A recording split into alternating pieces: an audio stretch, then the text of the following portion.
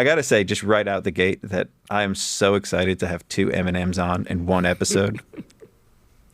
Yeah, Scott, this is exciting. I'm fired up. I've been jealously on the sidelines watching all the other co-hosts. I'm glad Don't you get the envy in here. Don't bring that in, Marcus. You're doing your thing, too. Marcus is a third-time veteran now, so Sons of CPAs veteran. Hello and welcome. We are all the Sons of CPAs. Join us as we question the current state of the accounting and tax industry with the next generation of professionals leading this space. We are all the change agents in an industry fraught with money and inertia. Let's begin the Sons of CPAs with your hosts today, Marcus Mire and Scott Scarano.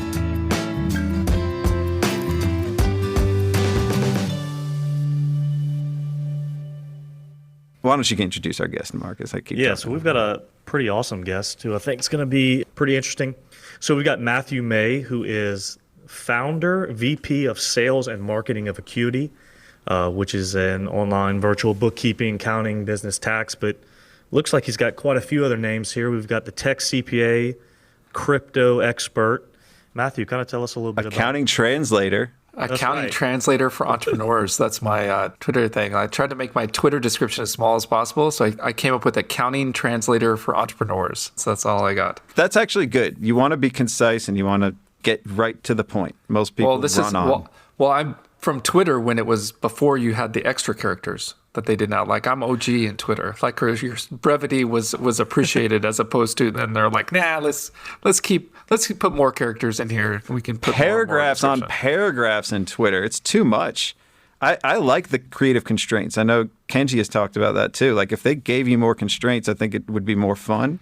Yeah, we're not talking about Kenji today. You have me on the show, so we don't talk about Kenji. We can talk about me or Marcus, but you can't talk about Kenji. Already came up. I mean, he's in your. Wait, he's who are you talking about? It's almost like that's a plague that you have to deal with the rest of your life. That anybody you talk to, he probably comes up every conversation. Matthew. Yeah, for the listeners out there, the other partner at Acuity, his name's Kenji, and he's the other partner. He's my partner. I'm not his partner, just for the record. That's just a correction that I'll just make for everybody. But what did he do without you? More accountants know Kenji than know me. So hopefully this changes that. So it's nice to meet all of you guys in the interwebs that I haven't met. I met you before I met Kenji. I don't even know if you remember, but it was like one of the early ZeroCons. Obviously, I got to know Kenji a lot more afterwards, and he does make an impression on people, but as I get to know him more, I realize, what the hell would he do without you, Matthew? Like, as I get to know both of you guys, like he would be a mess without you. I don't know. So, and nobody would like us without him, I guess, too. No, you guys do complement each other very well. You kind of do. It's a good partnership. Yeah. People are surprised that we still like each other after almost 9 years now. So. I told Marcus he's going to drive, and I keep talking before he can. Go for it. Shut up. All right. I have to channel my inner Ackerman here and tell you, I think I need to curse and tell you to shut up. But I'm curious, Matthew, about your story before Acuity. Give us your accounting background leading up to Acuity and what you were up to. Sure. Straight out of college, I went to Baylor University, got my BBA in accounting, went straight to Big Six at the time.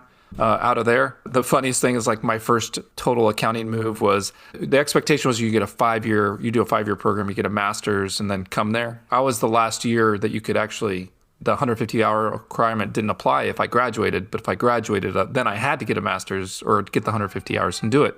So I asked Arthur Anderson at the time, I was like, hey, can I just start? Because I have enough to do that with just a bachelor's. And they're like, what would be the salary difference? And they told me it was $1,000 difference. So I had to take $1,000 pay cut and not have to get my master's, and I could just start. So I started with Arthur Anderson with that business decision. I followed my wife to Austin. Anderson didn't have an office there. I lucked out at the time. This is the late 90s. So I left Anderson before everything went down. Ended up at Ernst & Young in Austin for a long time. After a year or making senior in public accounting, I got the itch. It was the .com days and joined a startup. It hit. We sold it for $1 million of revenue. We sold it for $100 million to a Fortune 15 company. Oh. I stayed on there. I learned how big companies work and shared service centers work and all that kind of stuff. We had 10,000 legal entities and 10 SEC registrants. I ended up in the corporate accounting group, kind of in a roundabout way in my 4th year there. And then quit industry, came back to public accounting. was in Big Four at that time for another, say, 4 or 5 years. I moved to Atlanta. In Atlanta, the Big Four were all upmarket. So then I went downstream to like the second tier firm. So I went to a top 25 firm, made partner there in the audit group, was there. And then Kenji started joking with me one time at his party. His partner had just left. He was like, hey, you should come over and we'll take over the world. And I had been partner for a couple years there. And everybody's like, he thought I wouldn't consider it. And I was like, don't joke with me. And we put it together, the deal together in like 7 days. I took a couple months to think about it with the firm I was at. I talked to my partners there and decided this was the thing to do. But yeah, audit, public accounting, except for a 4-year break for a startup that hit during the .com with stupid multiples. So the rest is history. Don't joke with me. Go Bears, right? Baylor Bears. Yeah. Sick 'em. Sick 'em Bears. Like that, right? Mm-hmm. Kenji did give me like 5 things. He just started rattling texts off as to things to bring up on this episode. So I'm just going to randomly come in with one of those. Sure. This is related to what you just said. You were a badass, young, hotshot partner at top 25 accounting firm, which you already said, but you didn't say you were a badass, young, hotshot. You totally blew people away when you left public accounting because no one thought partners would ever leave. So that's Kenji's comment on what you just told us. Yeah. He's got a live feed coming in. Yeah. Yeah, I'm curious what was kind of pointing to of leaving that regional firm and going with Kenji and kind of bringing Acuity to what it is now is like, what was the reason and the vision for what you had when you left? Well, there were a couple things. So I was one of 150 partners, right? So I was in my first 2 years of the partnership. I had explosive growth in my book of business. So my book of business when I started as a partner was like, they gave me about 250, 500K. By the end of my second year, it was closer to $2 million book of business. And as public accounting works in audit, like there's only so much you could do, right? You're just going to die if you keep doing business development. They had turned me into a business development person, a business development machine. So there's a couple of realizations that I had that led to the decision. Is first of all, I was working 2,800 hours a year.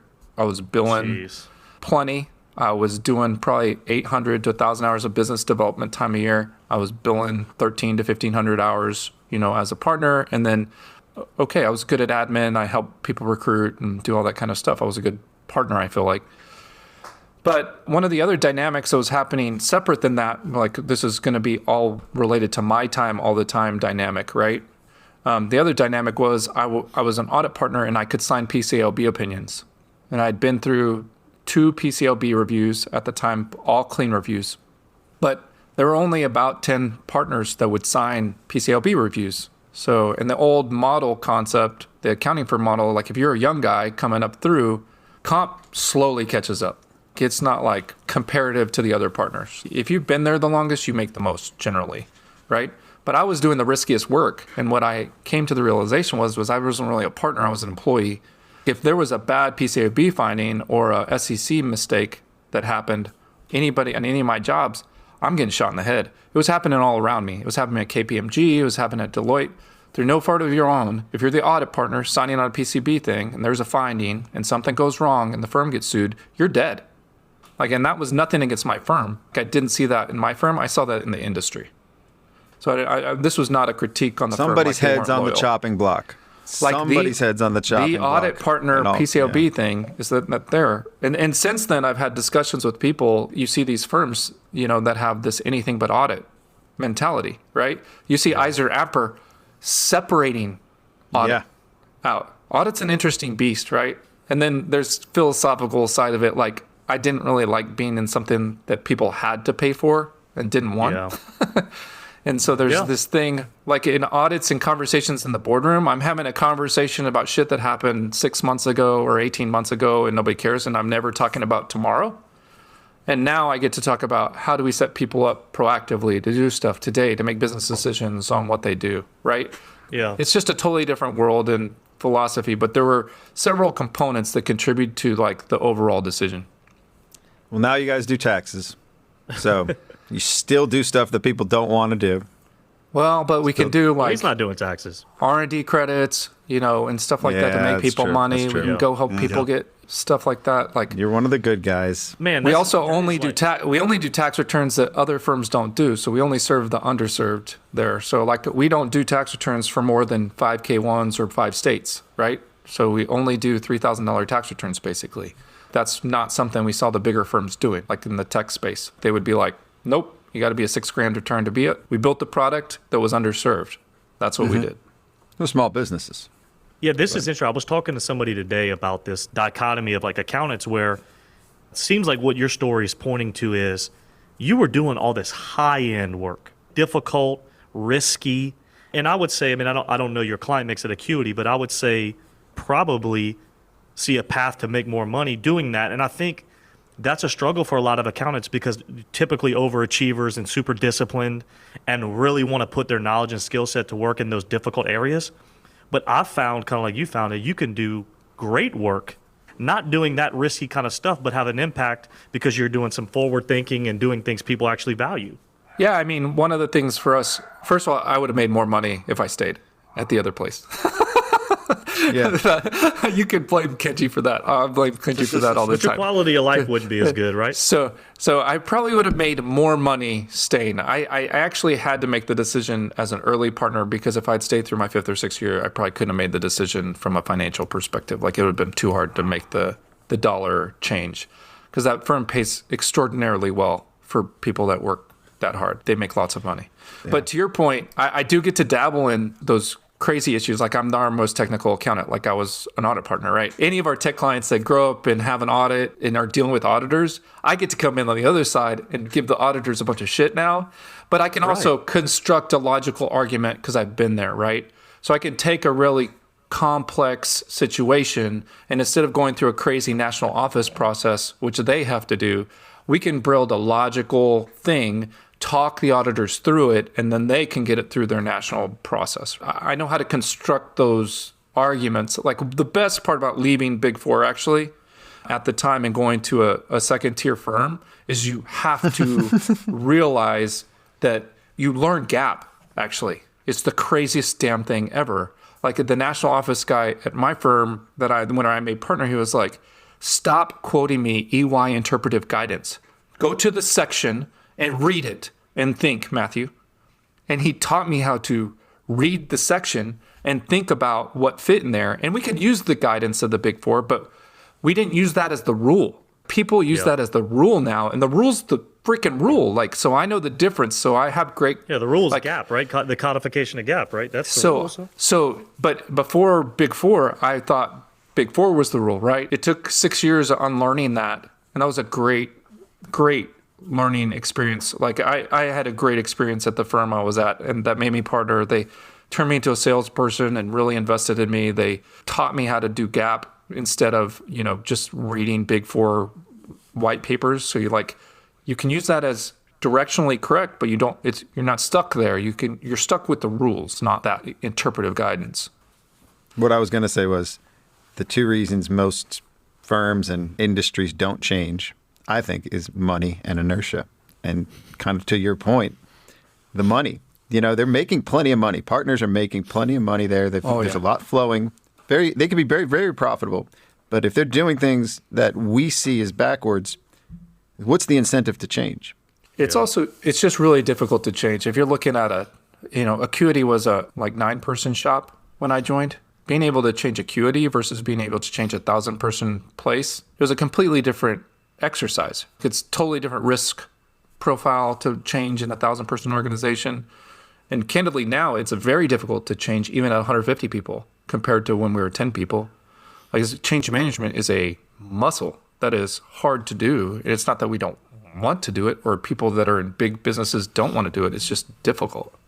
Well, that's why there's about 9 different songs titled Change, and Tupac has one of them, and so does Black Sabbath.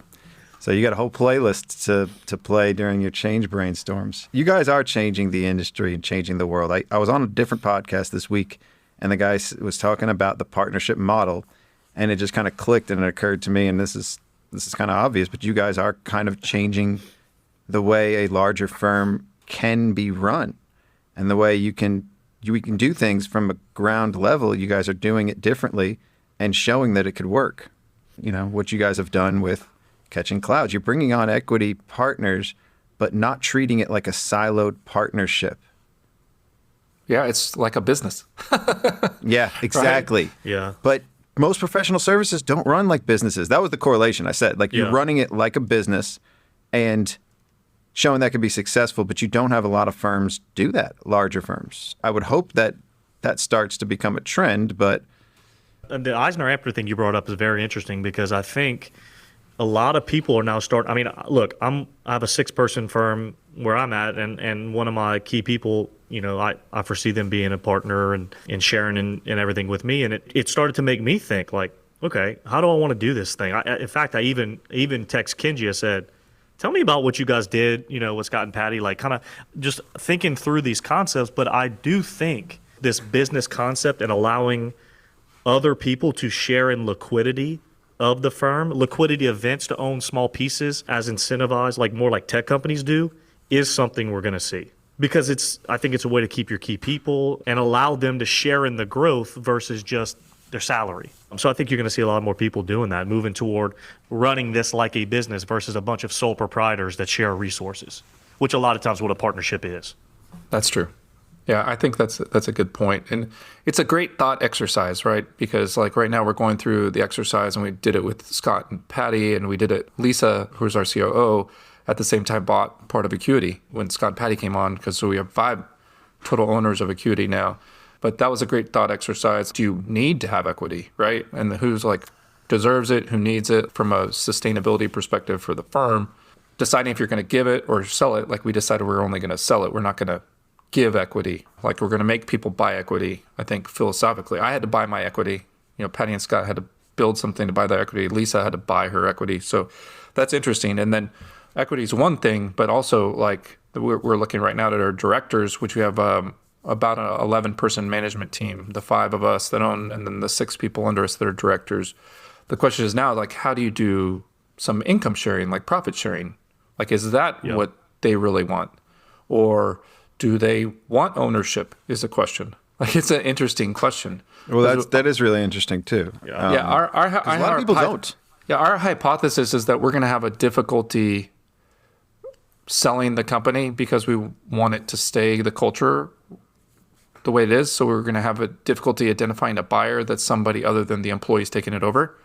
So we've looked a lot into the employee ownership model, like Publix supermarkets does, right? All the employees owns Publix supermarkets. Like it's the biggest one in the United States. What does that look like in an accounting firm if you don't want to lose your culture? Is that the only authentic way to exit? Unless you can find a similar culture. But that's not an ESOP you're talking about, right? This is something. Well, I mean, you might structure it like ESOP might be how you sustain that, but there would be some kind of transaction, of debt financing, or some kind of transaction you do to instigate that, or it might be a staged thing over time. We haven't figured it out, right? We haven't seen anybody doing it in our space other than through deferred comp retirement plans for partners and stuff like that. There's no but we're not thinking about that as a traditional partner level. We don't have traditional partners, right? We're thinking about that like, shit, if we're going to do that, let's do that for everybody who wants to do it.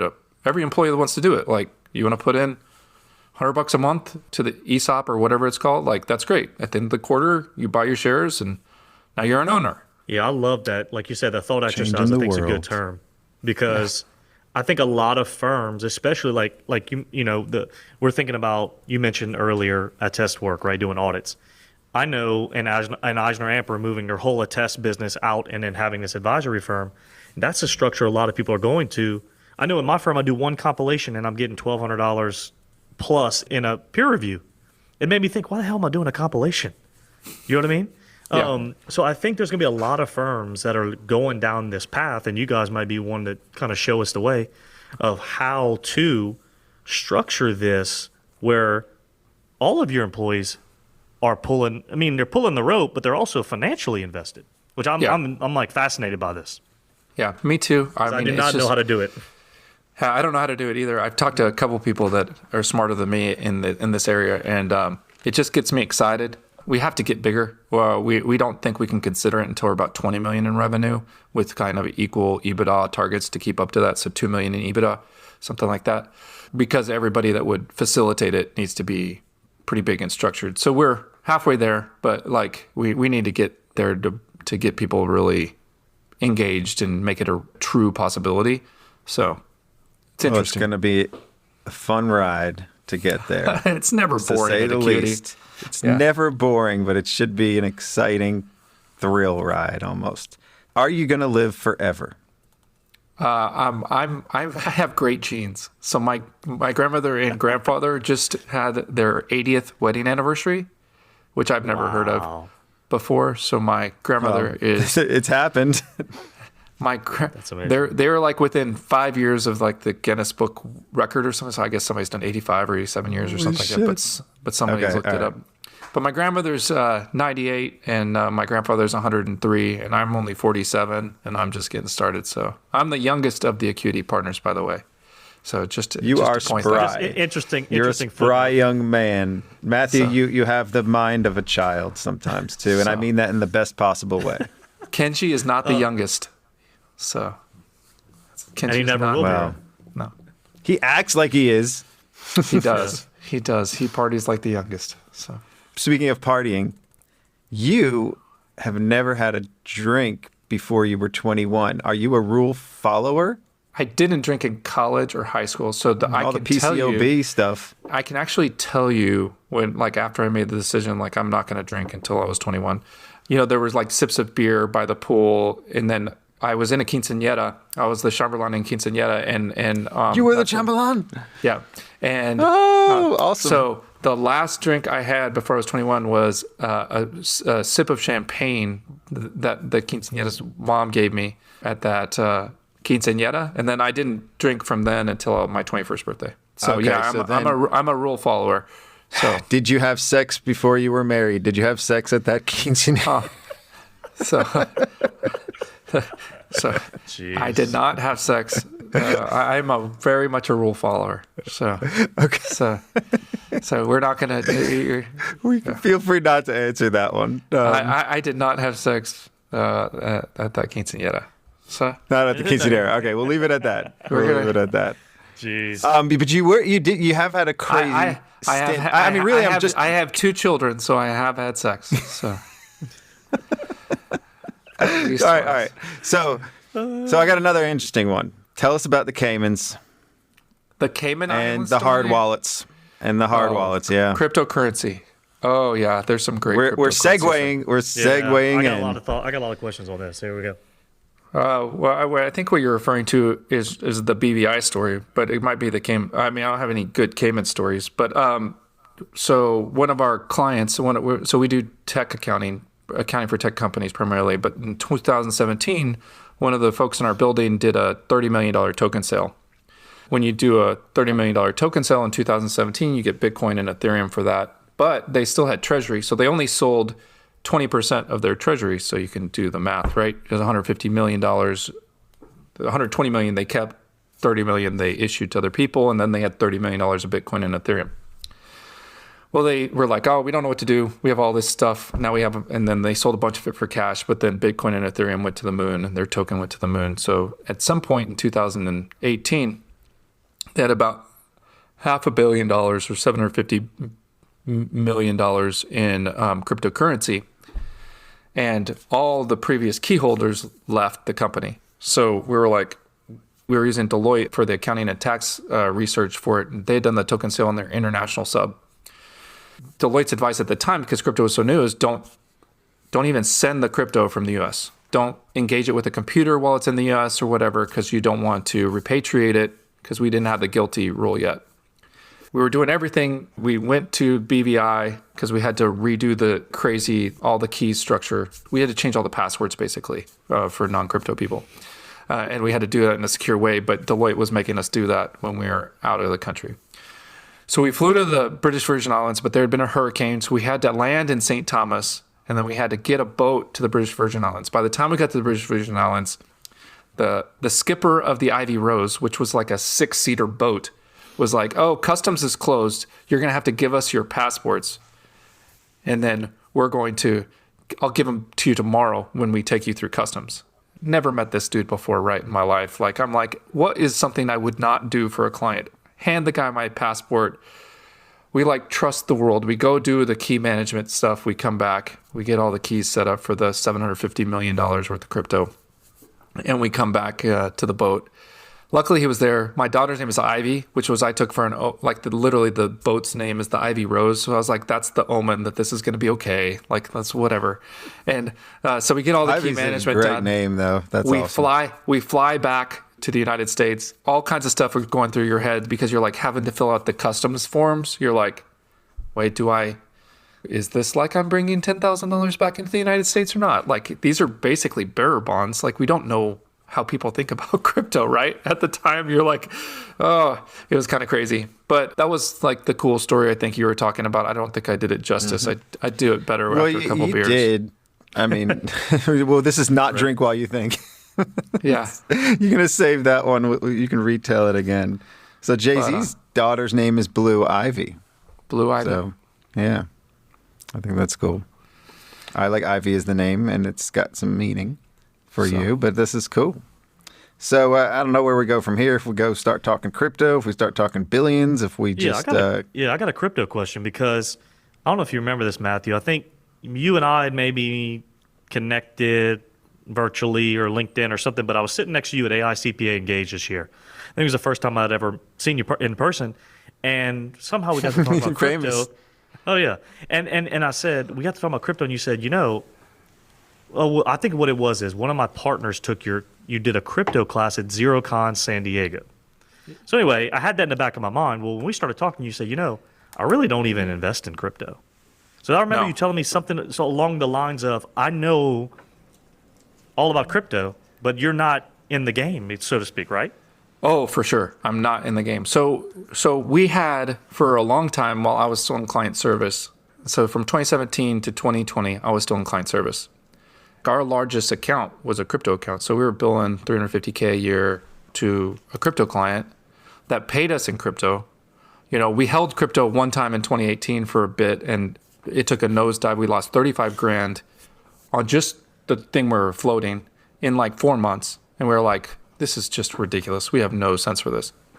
But I've never held crypto because we had so much exposure to the space from a revenue perspective.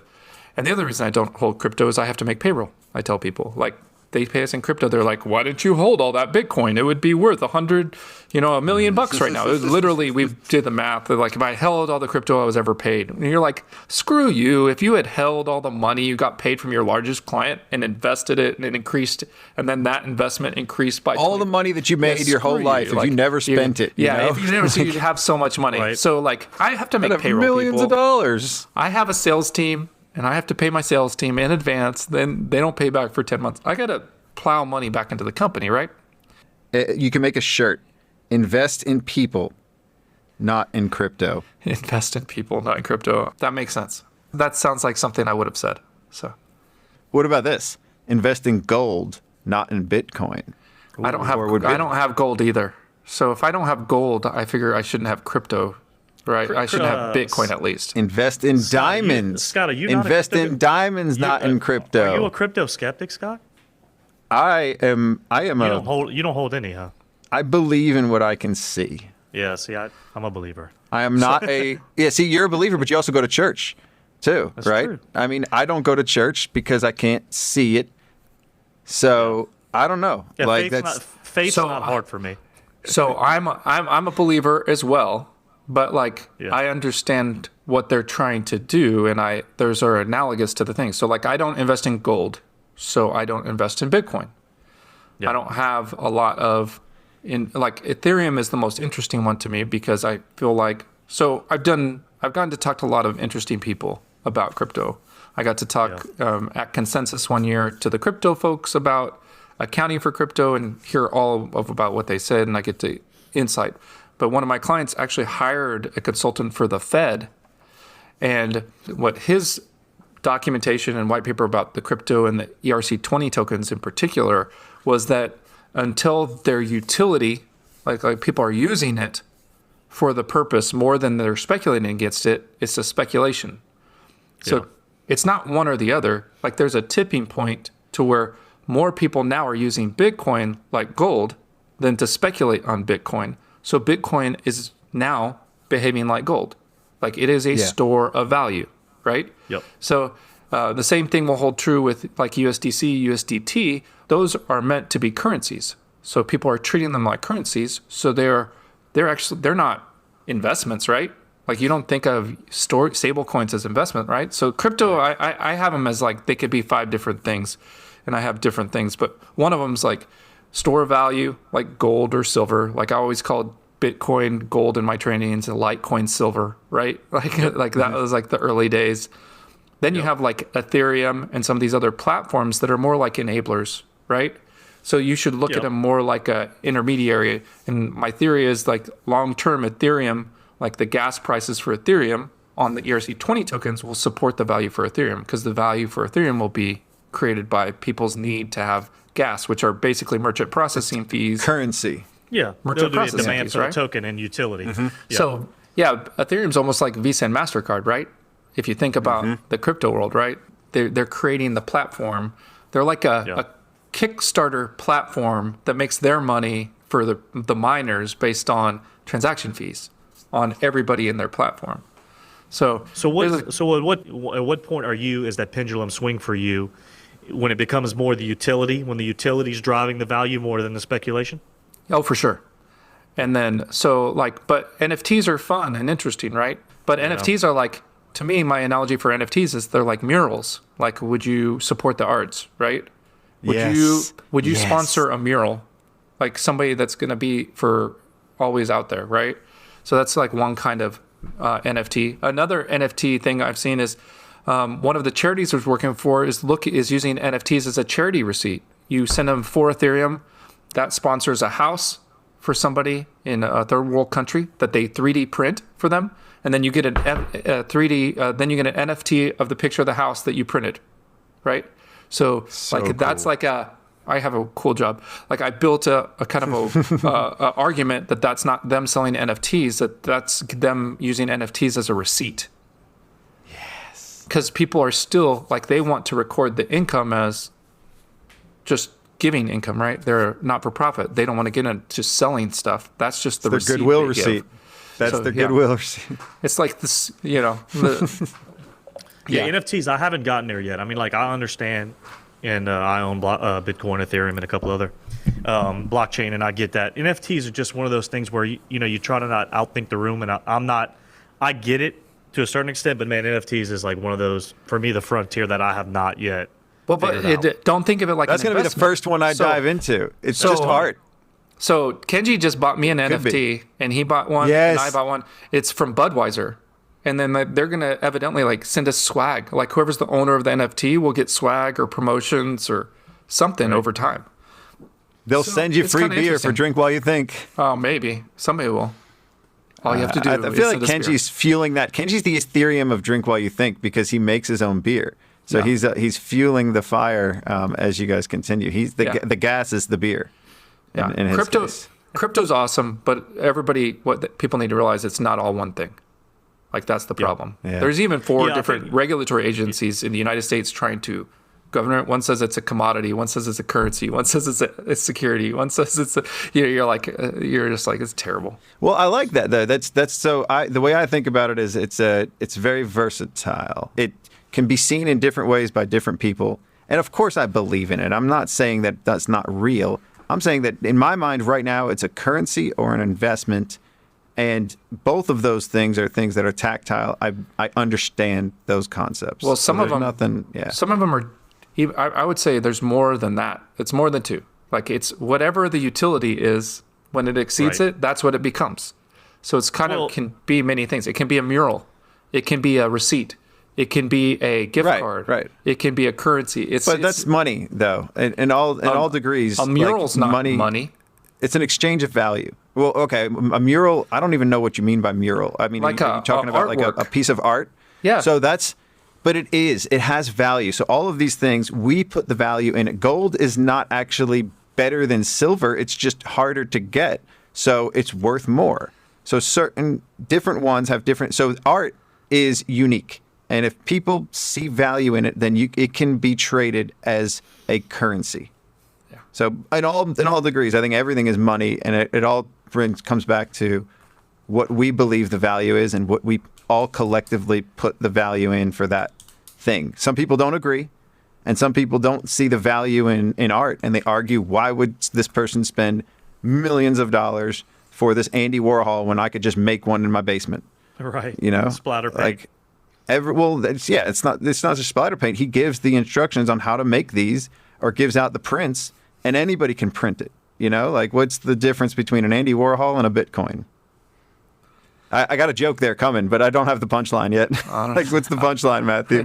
What's the difference between an Andy Warhol and a Bitcoin? Probably about $40,000 sometimes. Okay, there you go. I guess the Andy Warhol's worth more, right? How much does the Andy Warhol cost, right? A Bitcoin only costs $40,000 right now. So, and Andy Warhol's probably at least 100. Whatever it is. So it's about, the only difference is $60,000. Yeah. In your criteria. That's the joke. That's the running joke. So what's got you fired up these days? I mean, we could talk crypto all day, but that's what everybody wants to talk to you about, right? People like to talk to me about crypto, except for my wife. She banned it at the fire pit for 2 full years, from 2019 to 2020. I can now talk about it again. Did it feel good to not have to talk about it? No. I enjoy was it hard? It. It's kind of fun. Okay. There's not a lot of things accountants get asked questions on, right? It's like... Yeah, crypto and blockchain. But you're the guy. Fascinating. We're going to do a podcast about crypto, and you're going to be the host. We've talked about this already. This is a real thing. Is this when we bring him on to talk with Blake and them about that whole Tether controversy and that whole episode they did on podcast? I have the best business idea. I think I have this. I have the best stablecoin idea. I think if I had time, I would do this. Ready? I would create a stablecoin, and the stablecoin would be, you get the stablecoin, and I buy U.S. Treasuries with it. You don't get the interest. I get the interest, and that's how I pay for your fees. So, I'm subject to crappy interest rates right now, which is why nobody's done it. But over time, that's a great business model, right? And then I don't have to keep fiat. Tether's problem is they're we're going to keep dollars. Yeah. Who the hell wants to keep dollars? Keep something. Yeah. But you're funding the treasury while you're doing that. So you're reinforcing both sides of the coin, so to speak, of your stable coin. You're reinforcing both sides of it. You're reinforcing the dollar by buying the treasuries, and you're reinforcing the value of the coin with the dollar. Yeah, but you could do it with any government thing, right? And any treasury. So your stable coin could be the U.S. version, the whatever it is, the Eminem US, the Eminem U, just whatever initials, right? You can just start it with that. So that's my the Eminem would be the millions. That's you got to do it in all caps. Do they do million? Is million one capital letter or two? I've seen it both ways. I'm a 2-person one, but I've seen it both ways. Well, you're a 2-person one. Both of you guys should be, because that's your initials. So that would be your $1 million men. That's what I have. This episode is called The $1 Million Men. That's what we're going to call it. Yeah. That's great. Love it. Which million? How many million? What's the right number for you, Matthew? If somebody were to buy Acuity today, for you to not just in hopes that they treat it well, what's the number that you would walk away from? Right. Acuity. I don't know the number anymore. So I think I've always said if I had $5 million in the cash in the bank, I could retire. That's my number. I have a really small number to be able to retire. That's a totally different question, though, than the question you asked. The number is higher than anybody would be willing to pay for Acuity based on the value of Acuity. I think I would not sell Acuity for. We do not entertain offers for Acuity under 2 times revenue, right? That's it, and nobody has offered anything close to that. So we don't entertain them. Yeah. So that's you've put up a barrier to entry, right, with your 2 times, but then it's going to turn into 3 or 4 when you get closer to the finish line. And you've answered your question, because it's not about the money as much as it is about the people and the legacy. Yeah, and I'm also need something to do, right? So you got a long life to live. You're living forever. He's going to live forever. So this has got a long way to go. This is a marathon, right? This is the way that you treat poker and life and investments. This is not a sprint. We're not going to quickly cash out. We're not going to go all in on the pair of jacks. Yeah, but we're going to play. Or Bitcoin, right? The crazy thing about Acuity, it gets us all these other opportunities. So like I wouldn't be in charge of VerifyQ right now if I didn't have Acuity, right? That wouldn't have, we got the opportunity to invest in VerifyQ, and then we were able to recap it. So we own a third of that company now, and I'm the CEO of it, and I can build technology and fun stuff. We get to angel invest in our clients and take moonshots with our clients. And then one of the clients had a Super Bowl ad freaking this time that we got to invest in. And we were just like, that's going to be so cool if that ever hits and monetizes like that. Like, where's another job that I can have, like dealing with tech companies where company give me a chance to invest in their company and do fun stuff. Like, there's so much more than the value to Acuity than the financials. That's what makes that question really hard to During to your answer. career, you have multiple shots at the goal, right? So you're able to do this many times because you have some longevity and you have some perspective. So in order to hit that green light, so to speak, no pun intended, it's you got to have a lot of shots at the goal, right? It's fun. So yeah. So is that where, like, the Tech CPA kind of moniker, is that where that comes from? Just what you're doing with some of these guys in the tech space, or kind of tell us a little bit about that? So the Tech CPA came when I was at Cherry Becker, which was the firm I was a partner, and they were like, let's turn you into a sales guy, right? So I was. So they were doing personal branding for you.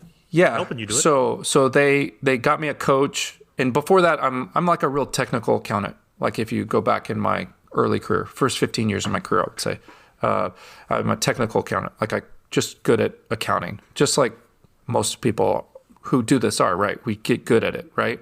And then they were like, okay, what do you want to do? What kind of clients do you want to work with? Because sales is all about, if you're successful at the end, working with the clients you wanted to work with. Like, you don't want to be like, oh, it's easy to sell to hospitals, so I'm going to go to sell hospitals, and then you hate working with hospital accounting, right? Or project accounting, whatever. So I was like, oh, I'm totally a tech guy. I was in Austin most of my career, always served tech companies, always loved this high tech stuff. So I was like, okay, I'll be the Tech CPA. So registered the Tech CPA on Twitter. I started a blog, the Tech CPA, which now I don't have because I do the Acuity blog. Everything's the Tech CPA. And then I was like, I can't BS people, right? And it holds me accountable. Like, people like that aren't tech companies come to me like, prophecies. Are you the right person? I was like, well, I'm the Tech CPA. Like, I'm not the I'm not the hospital CPA. I'll find you a hospital CPA, right? And it kind of holds me accountable to that. Until then, like, those are the kind of companies I like working with. I love entrepreneurs. I love people that are like entrepreneurial and like having ideas and trying to change stuff. And so I have a question. So you're the Tech CPA. You have total control over your accounting, and I'm just the son of a CPA. That's all I am. I'm not even a CPA. But Matthew, would you consider yourself like I'm listening to you, a story of a lot of people where you're an accountant, technical, probably very detail oriented, but love working with entrepreneurs, and now you're kind of in this role. Would you consider yourself an entrepreneur now? Oh yeah, I consider myself an entrepreneur. I did probably about 3 years ago. I started to realize I'm probably an entrepreneur. I joined a group called Entrepreneurs Organization, and that really helped. I'm in a small group with 6 other CEOs. We talk about our businesses. We meet once a month and stuff like that. So probably 5 or 6 years ago, maybe, I joined that group. So I probably around then as well. I was like, oh, this is a business now. 2 years ago, I stopped doing client service. This is a business. I'm not a technician. Yeah. So then there's nothing wrong with people that do client service, I have to say, but like, you're still in the partnership model. Then you're not building something scalable, or you're scaling off of, the partners like model, which is fine, but then you're limited in the number of partners you have. It's not really scalable. So I was like, oh, how do we make accounting scalable, right? That meant that everything I did from sales because I was taught to do relationship sales, like relationship skills doesn't scale. When we started Acuity, our salespeople couldn't call Atlanta because too many people knew us in Atlanta, me and Kenji. So if we were going to scale that, they had to call all the other cities and sell it because nobody knew us there for the process. That way we knew the process was working, right? So then 2 years in, they started to be able to sell Atlanta. So like from that, just scaling your own time, being able to do tax returns or closing the books or consulting time or billing by the hour, like there's a limited number of hours, man. Yeah, I think of myself an entrepreneur now for sure. Austin, Atlanta, Acuity. We've got a trend of A words here, so you and your alliteration, dude. Going. This dude loves alliteration. Another alliteration. Like acronyms. It's just work. Yeah, our acronym is not here though. No, you said we need acronyms. I heard what you said, and I just know. played on it. I played off of it. So, Matthew, another business idea. You guys do drink while you think, right? Yes. It's a podcast for anybody that wants to. It's a YouTube channel and a podcast for all of you those out there that like YouTubes and podcasts. So. Yeah, I listened to it. I mean, I had an Acuity Saturday last week because I was talking to Kenji and he mentioned something. So I go listen to the another A word, angel investing episode. And then after I'm done with that, I get a call from Matthew and I'm chatting with you. And it was just like a great day. It was one of my best walks in a while. And it was a 72-degree day. It was sunny. It was perfect. But that's not my point. My point was, you guys at the end of it do Untapped. And you guys are Untapped kings. So when I was talking to you, we had a pretty good idea for a business. Do you care to elaborate? I was trying to talk you into doing the weed one, like the Untapped, where you rate different kinds of weeds. Unfiltered. So Scott, I think that should be you, dude. That's it all wrote you. Itself. I think I want to do it. I need a business partner, and that was the episode we had with Kenji on Monday was business partners. So, do you have any farm clients? Do I have any farm clients? No. Yes. But you have chickens. I have Tell chickens. Tell us about the chickens. And my wife grew up on a farm, and they still have lots of cotton farms. We go to see my family all the time. But I have 11 chickens. Yes, that's my COVID project. So. More talk on that later because I want to get some chickens. I love that. That's like you get a self-sustaining 2 years of eggs, right? It's been great. Eggs. You have to buy chicken food, and is chicken food more expensive than the eggs? Yes. What came first? Like my cost per egg is about $7. So. You told me the first thing you said to me was, "I haven't had to buy eggs in 2 years." It costs more to feed them than for the eggs. It does. It costs more to feed them than it does to buy eggs at the grocery store for sure. It may be I don't think it's a push if you bought them at the farmer's market even. I'm for sure more than $7 a dozen. Yeah. So. We're gonna have to do the math on that and figure that one out. Well, if you did the construction and buying the chickens and all that kind of stuff, like I even did the work myself. Amortize it. It was like $7 an egg for the first 3 months for sure. So how do you get to write all that off? Do you start an egg business and start selling the eggs? I don't write Marcus, that off. how could he write that off? I don't pull shit like that. For-profit enterprise, right? Got to be trying to make money. So you got to sell the eggs. So have your kids. Well, your kids are too old now. Have your grandkids at some point sell the eggs on the street like lemonade, right? So you have an egg stand. If you do an egg stand, and you can start teaching them business at a young age, so make sure you save these receipts for building it because that's going to be amortized later, right? Or depreciated? No, I have 11 neighbors that I rotate. I take eggs to when I have extras. And I don't ask for money back because I don't want to feel any obligation because it's fun and a hobby, and that's how it's sticking to it. I'm not writing that one off. Kenji does kegs and Matthew does eggs. Yep. Man, I thought that was a good one because Kenji had a keg of beer at the football game. Yeah, and if anybody's ever in Atlanta for a tailgate, Scott knows that you come to our tailgate and we'll host you and feed you. Come prepared too. You guys blew me away with that tailgate. I gotta say, I don't know if I've thanked you first because it was a great experience, but you guys have a dope ass spot too. You're right in front of the Mercedes-Benz Stadium. Beautiful stadium. Beautiful at Home Depot backyard. Backyard. That's what it's called. And you got friends all around you because most of these guys are tailgating every game anyway. It's a great time. Who cares about the game? It's about the experience, and this was a Thursday too. I was lucky as hell to be there on that day. That was the night you went there and flew to my house. I left them to go see you, and Kenji was the one who convinced me to go on the plane. I was going to miss my flight and stay at Matthew's house and watch the game with them because I would have got to see Nicole and her husband. And Jay, or JW, I want to call him Jay, but it is JW technically, but his real name is Jay. I thought that was a good way to connect it, Marcus, because I know you remember that. That was cool. Yep. Sorry, but I just wanted to go into that because I think that's another Another really cool thing about working with somebody that you get along with on another level too, that you guys can do different things and bonding things, and it's not just about, work or life. You found that connected that balance there, and it's all connected. Well, yeah, I mean, a huge thing about, and my dad, I'm a product of, I'm not a son of a CPA, I'm a son of a business owner, though. He never had a business partner. And, one of the things that after I decided to do this, he was like, the thing that you're going to enjoy most is that you can share the highs and the lows with somebody, right? Because business, like that's a lot of the solopreneurs out there know this better than anybody. It's not at the lows we expected to not be able to share those with people, but the highs, to then have a high and not be able to share it with somebody is almost worse for the solopreneurs. Or that's what it's like that for solo artists too. Most of them die at 27. Solo artists tend to not be able to, they can't handle their lows, right? That's a different high. Groups probably. But they have great highs too, I'm sure. But they can't make it unless they have a partner in crime, right? Like Eminem, for example, he almost couldn't make it through his lows because his partner, to a large degree, was Proof. And when Proof died, Eminem couldn't handle it. I had to bring Eminem in only because we have 2 M&Ms on today.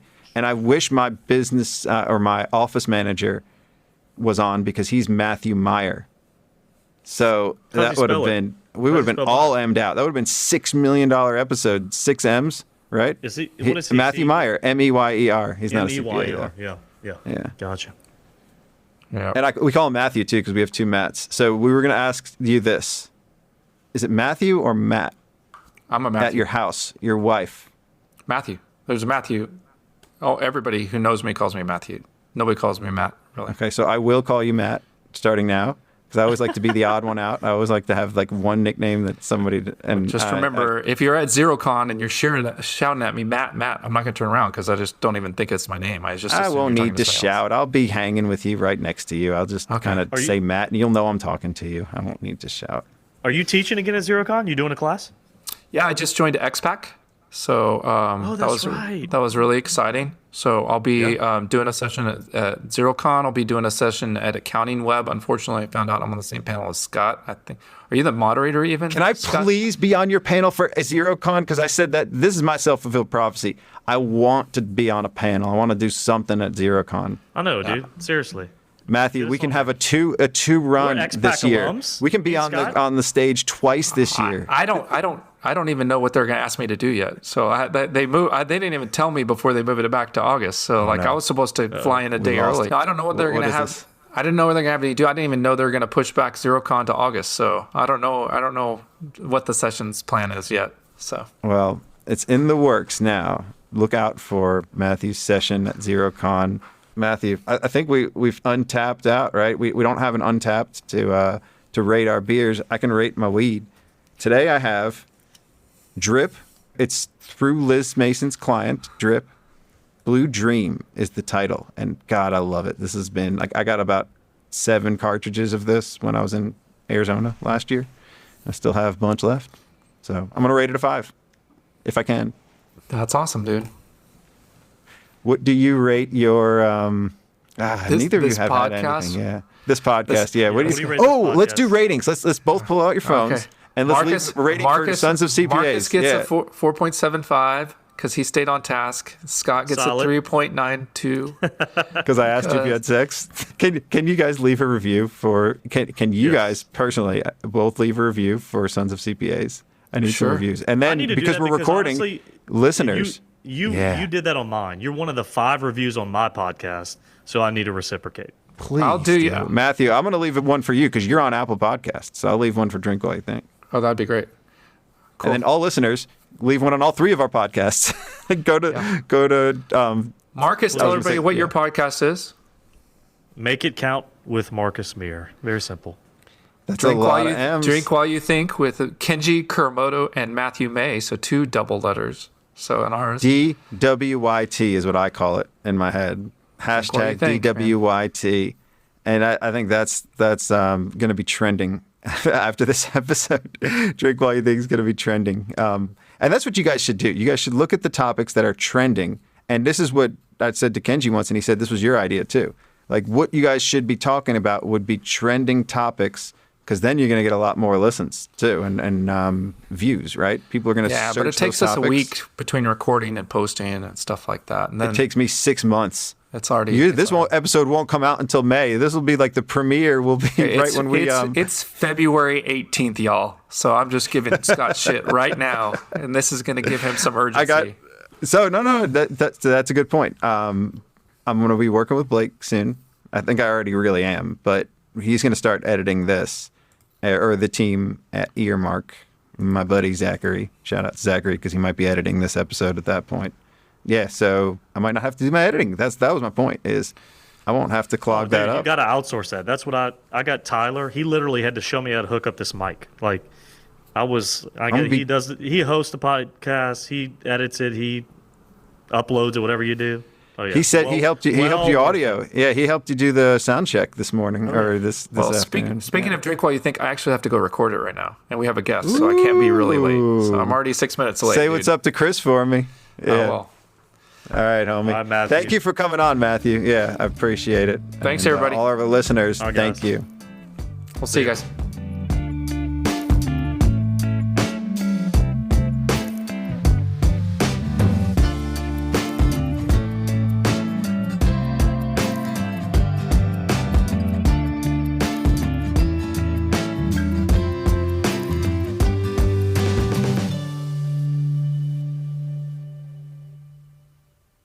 Wow, what a great episode. And wouldn't it be great if you could earn CPE credit for that? Now you can. Visit earmarkcpe.com to sign up for free and earn free CPE credit for listening to this show. That's earmarkcpe.com.